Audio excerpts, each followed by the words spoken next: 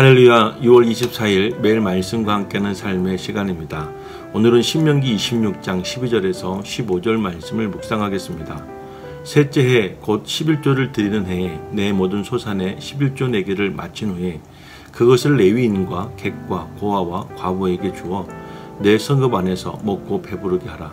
그리할 때에 내 하나님 여호와 앞에 아뢰기를 내가 성물을 내 집에서 내어 레위인과 객과 고아와 과부에게 주기를 주께서 내게 명령하신 명령대로 하였사오니 내가 주의 명령을 범하지도 아니하였고 잊지도 아니하였나이다.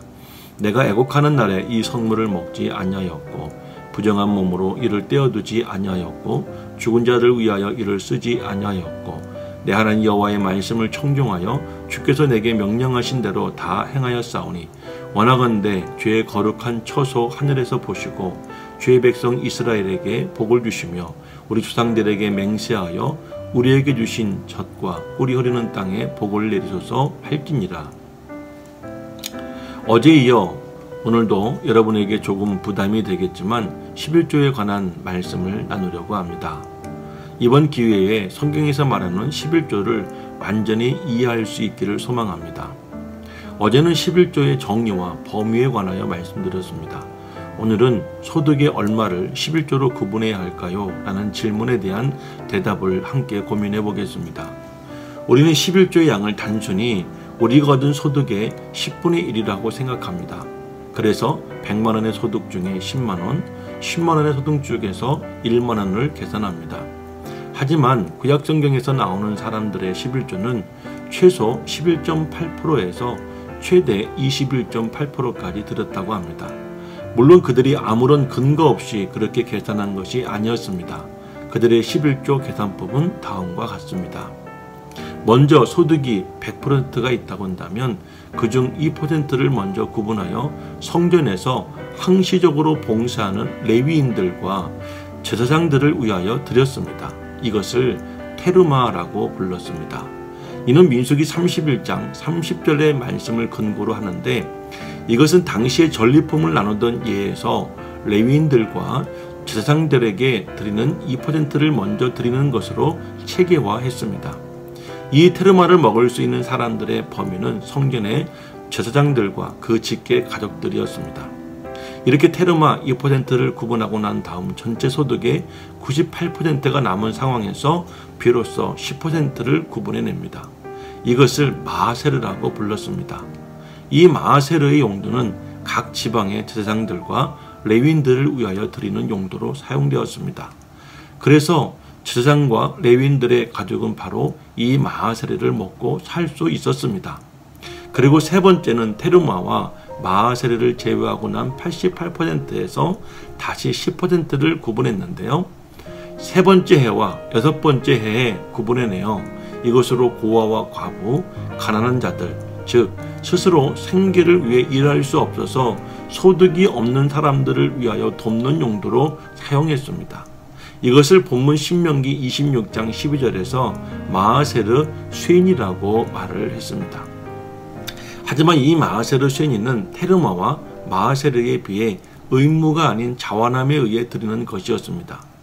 이것을 사용하는 방법으로는 자신이 그것을 돈으로 바꿔서 예루살렘에 올라가 가난한 사람들을 찾아 그들을 만나면 그들에게 나누어주고 그들을 위하여 사용하는 그런 방법이었습니다.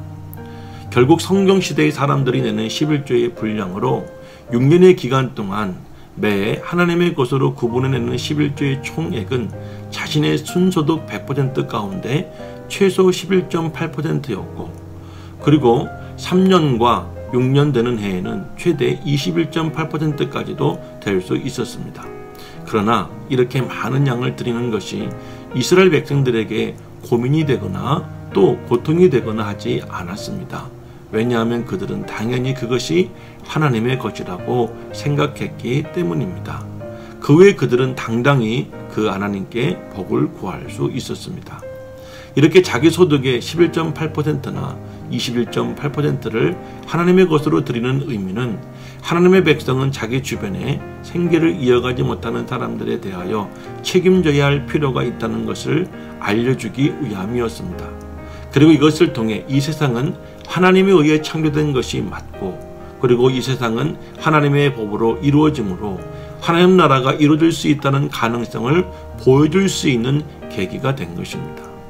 결국 우리가 하나님의 것, 여호와의 것으로 구별하여 드리는 11조는 성전에서 봉사하는 레위인과 제사장들, 요즘으로 말하면 주의 종들과 사역자들이라고 할 수 있겠죠. 그들을 위해 사용되어졌고, 그리고 3년과 6년 되는 해에 드리는 마하세르 쇠니는 고아와 과부 그리고 객을 위해서 사용되어졌습니다.